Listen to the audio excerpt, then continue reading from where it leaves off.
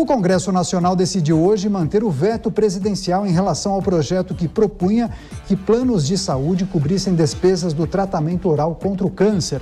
Para repercutir essa decisão, nós vamos conversar a partir de agora com o senador Regufe do Podemos do Distrito Federal, defensor da derrubada do veto, além de autor do projeto que foi aprovado pelo Congresso, mas vetado pelo presidente Bolsonaro. Senador, seja muito bem-vindo à Jovem Pan News.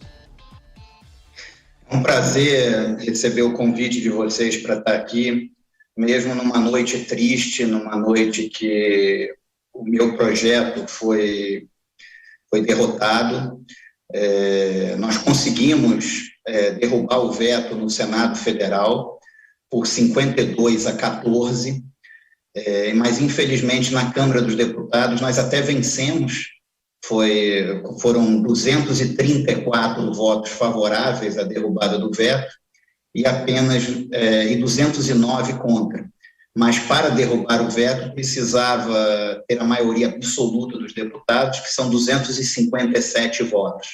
Faltaram 23 votos e, infelizmente, nós perdemos. É importante dizer que é muito mais humano para um paciente com câncer ele tomar a quimioterapia de forma oral no conforto da sua casa do que ter que se internar no hospital para tomar a quimioterapia na veia. Esse não é um projeto de esquerda ou direita, não é um projeto de governo ou oposição. Esse é um projeto em defesa do paciente com câncer, daquele que precisa ter um acesso a medicamentos e seguindo numa linha que é no mundo inteiro. No mundo inteiro, a legislação para o tratamento do câncer é a mesma para o medicamento endovenoso e para o medicamento oral. Hoje, se a Anvisa aprova um medicamento endovenoso, o plano de saúde é obrigado a pagar.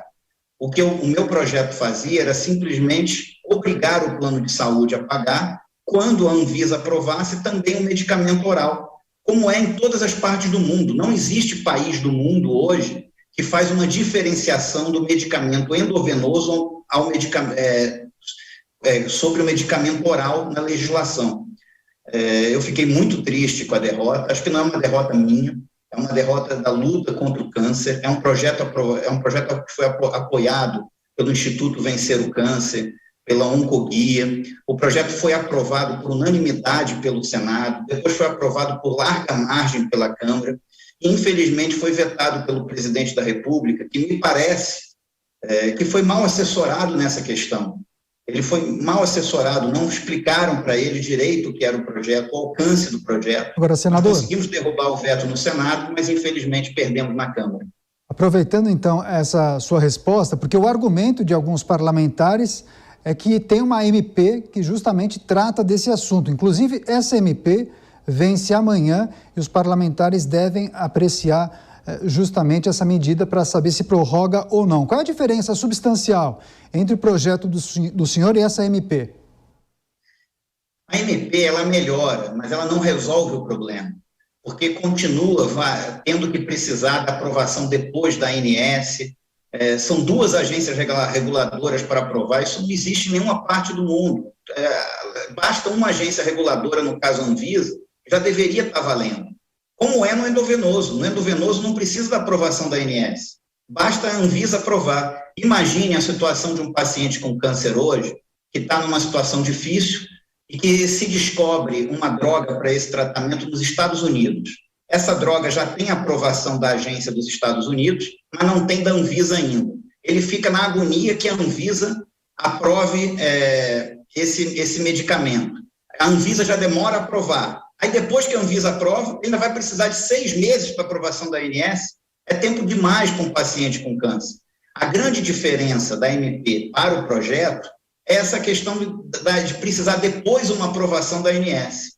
E aí me parece muito mais um lobby dos planos de saúde, me parece muito mais um atendimento aos interesses comerciais dos planos de saúde do que legislar em benefício da sociedade. E eu queria dizer uma coisa que é importante registrar, é que além de ser mais humano para o paciente com câncer, ele tomar a quimioterapia no conforto da sua casa, do que ter que se internar no hospital para tomar a quimioterapia na veia, além disso, na maioria dos casos, é mais barato, são mais baratos os comprimidos para tomar de forma oral do que o custo da internação para a pessoa se internar no hospital para tomar a quimioterapia na veia. Agora, senador, seguimos com a pergunta de José Maria Trindade. Salve, senador, muito boa noite. Senador, viu hoje boa lá noite, José Maria, um prazer falar contigo. O seu trabalho, né? Duas colocações. Primeiro, eu acho mesmo que não precisava de lei. Para mim é muito natural que os planos de saúde tenham que arcar com o tratamento, independente de onde seja ele, né? E no hospital fica até mais caro. Segundo é que as agências no Brasil, as agências reguladoras estão devendo. Terceiro, é essa história da impressão de que isso será decidido no judiciário. E o veto do presidente a essa definição no plenário piora aí como argumento, né? Então, eu queria saber o seguinte, essa política de vetar no Palácio e derrubar veto no Congresso, com a ajuda, inclusive, de governistas, quer dizer, isso me parece uma situação um pouco diferente do que estamos acostumados a acompanhar aqui. E, por último, aí, senador, eu queria que o senhor dissesse se o senhor será candidato ao governo ou ao Senado. Bom, sobre a eleição eu não decidi ainda, Zé Maria, o que eu vou fazer. Agora, sobre o projeto em si, é um projeto que, por exemplo, teve votos pela derrubada do veto de parlamentares de oposição, mas também teve o voto pela derrubada de parlamentares que apoiam o presidente. Por exemplo, a deputada Bia Kicis votou pela derrubada do veto. Porque, assim, o grande problema é que muita gente não conseguiu entender o alcance do projeto, a importância do projeto. Entendeu? É um projeto para beneficiar o paciente com câncer. Tem gente que está em situação difícil.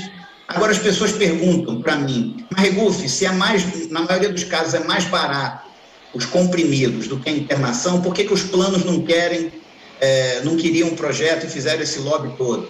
Porque o que acontece hoje? Hoje, muitas pessoas que têm dinheiro, a pessoa quando tem um problema de um câncer, ela vai e paga do bolso, mesmo tendo pagado um plano de saúde a vida inteira, para quando tiver um problema desse, precisar ter o suporte do plano de saúde. Aí, na agonia, a pessoa paga do bolso.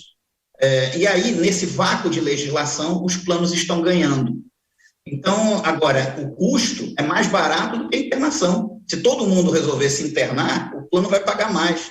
Antes, quando não existia oral, só existia o endovenoso, o plano pagava tudo. Depois, com o oral, o plano começou a ganhar em cima. Então, assim, absolutamente revoltante, eu estou muito indignado.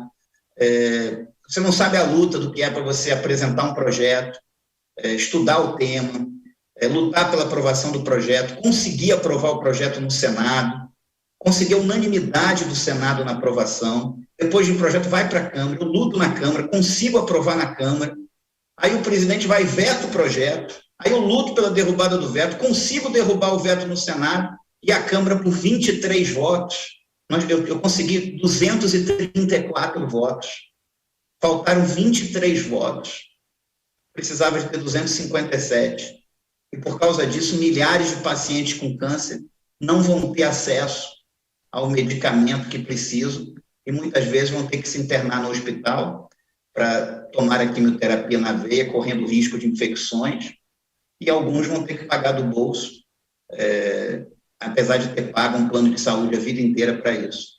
Perfeito. Rápida pergunta para finalizar de Marco Antônio Costa. Boa noite, senador.